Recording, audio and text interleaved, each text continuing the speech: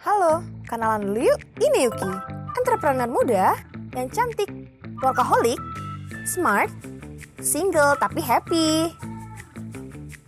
Nah, kalau yang ini namanya Rangga, anak sekolahan yang smart, kritis, cool, kepo, tapi jomblo menahun. Dek, bantu Kakak survei lokasi yuk. Survei lokasi apa tuh, Kak? Nih, coba deh kamu lihat. Aku punya tanah di sini. Kakak pengen survei untuk bangun rumah. Ya udah. Kalau gitu tinggal langsung bangun aja, Kak. Enak aja. Sekarang tuh ada syarat dan ketentuannya loh. Oh, emang gitu ya? Berdasarkan Peraturan Gubernur Nomor 31 Tahun 2022 tentang Rencana Detail Tata Ruang Wilayah Perencanaan Provinsi DKI Jakarta, rumah tinggal diizinkan untuk dibangun di beberapa subzona.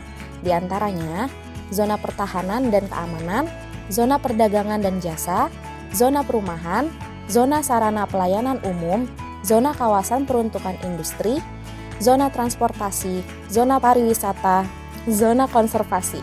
Ketentuan lain untuk membangun rumah tinggal menurut RDTR tahun 2022, 1. Pemecahan kafling pada pembangunan perumahan atau real estate hanya dapat dilakukan dengan luas lahan perencanaan lebih dari 60 meter persegi. 2.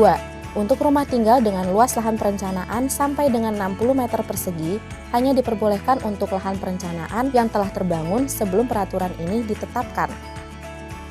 Yang ketiga, untuk perhitungan ketentuan luas total bangunan, tinggi bangunan, luas lahan hijau, luas tapak basement, dan luas lantai bangunan mengikuti tabel ketentuan teknis rumah tinggal. Hah?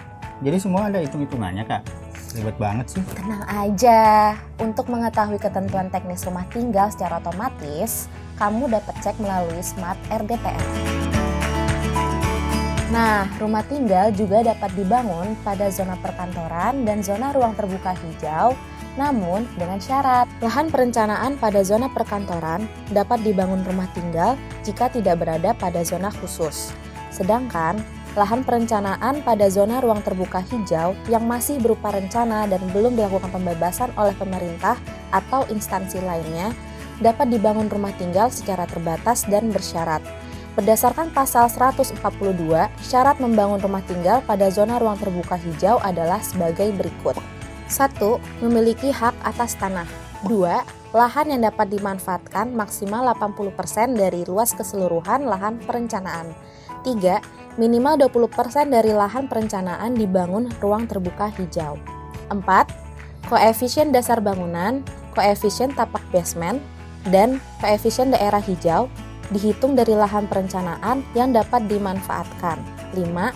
Koefisien lantai bangunan dihitung dari keseluruhan luas lahan perencanaan. 6. Menanam pohon atau tanaman vegetasi alami baik di dalam pot maupun halaman merambat secara horizontal maupun vertikal.